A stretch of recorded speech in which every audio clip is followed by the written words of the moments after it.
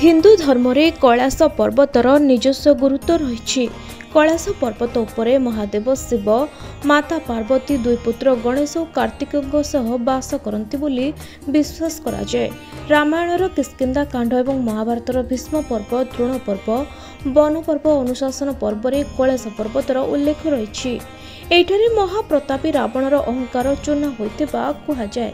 कैलाश पर्वत एपरि एक दिव्य स्थान जोठी समय अटकी जाए, जोठारे पवनर गतिपथ बदली जाए, जोठारे एका थिले मध्य एकुटिया अनुभव हुए नहीं, जोठारे पर्वतर नीरवतारे मध्य एक रहस्यमय शब्द प्रतिध्वनित हुए। एठाकार पवन रे ओं एवं डम्बुरुर शब्द गुंजरित हेउतिबा लोकमाने विश्वास करती। किछि वैज्ञानिक कहवा कथा बरफ पहाड़ रे पवन बाड़े हुई बरफ तरलिबाकु लागे, सेतेबेले एही ध्वनि बाहरी थाए। तेबे विज्ञान जा हेउना काहेकि आज पर्यंत कैलाश एक रहस्यमय स्थान होई रही आसिछि। हिमालयर कोଳରେ स्थित एही दिव्य शिखर केवल एक पर्वत नुहे, यह एक जीवंत रहस्य।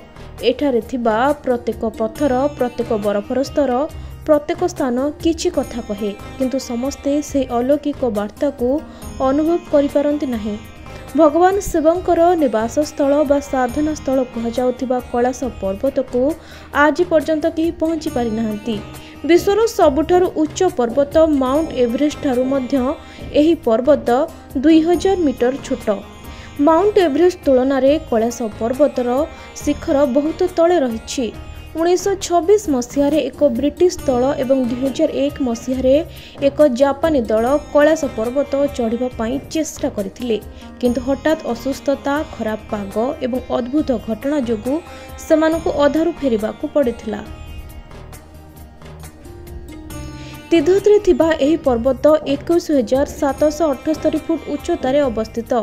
विश्वर सर्वोच्च शिखर होई नथिले सुधा एहाकु सबुठारु पवित्र पर्वत भावरे विवेचना करा जाए। हिंदू, बौद्ध, जैन धर्म एवं बोन परंपरा पई विश्वासर केंद्र हेउछि एही पर्वत। कोनोसी संजोग नुहे, बरं एही स्थान रे किछि अलौकिक घटना घटुथिबा अनुभव करि हुए।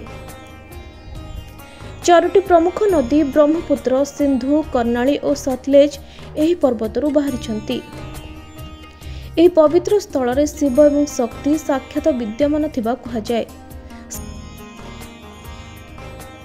शिव पुराण रे लेखा रही, कैलाश एपरि एकमात्र स्थान जोठारे केवल शरीर नुहे बरं आत्मा प्रवेश करि परिबो।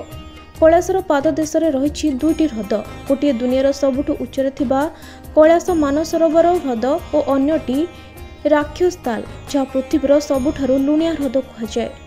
मानस सरोवर जल सबुबले स्थिर रहउथबा बेले राक्षसताल सबुबले अशांत थाए, तेणु एहाकु प्रायतः केही जानती नाही। हिमालय पर्वतमालार अवस्थित कैलाश पर्वतर आकार एक पिरामिड सदृश।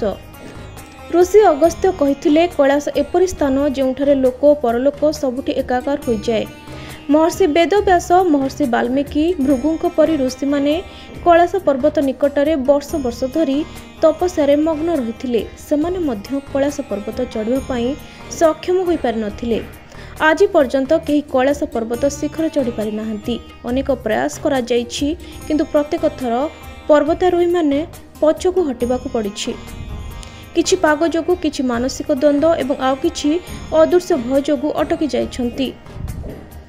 थरे रूसर किछि पर्वतारोही कैलाश पर्वत चढ़िबा पई मध्य प्रयास करथिले, किंतु चढ़िबा समय कौनसी एक अदृश्य शक्ति टाणुथिबा परि अनुभव करथिले, फलरे सेमानंकु अधार फेरिबाकु पड़िला। कैलाश पर्वतर रहस्य पृथ्वी को एक चिरस्थायी उपहार, जहाँ आमको प्रतिदिन आत्मार गभीरता अनुसंधान करने को प्रेरणा दिए।